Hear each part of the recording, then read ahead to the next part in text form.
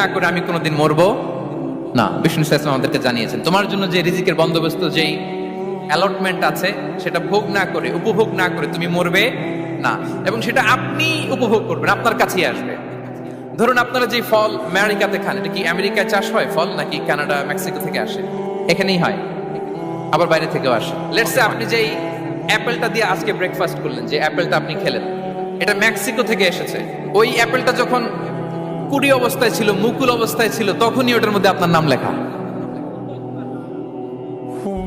এর মধ্যে কত পাখি এসে ওই গাছে বসেছে, কত মুকুল নষ্ট করেছে, ওইটা নষ্ট করে নাই, কারণ ওইটা আপনি খাবেন। ওইটা পুষ্ট হয়ে সুন্দর একটা ফল হয়ে ইম্পোর্টেড হয়ে এটা আমেরিকাতে আসলো, আমেরিকার বাজারে। অনেক মানুষ ওই ফলটা সুপার মার্কেটে যে ধরে চড়ে নেড়ে আবার রেখে দিয়ে চলে গেছে, নেয় নেই। ওইটা সে খাবে না, কারণ ওইটা আপনার রিজিকে লেখা।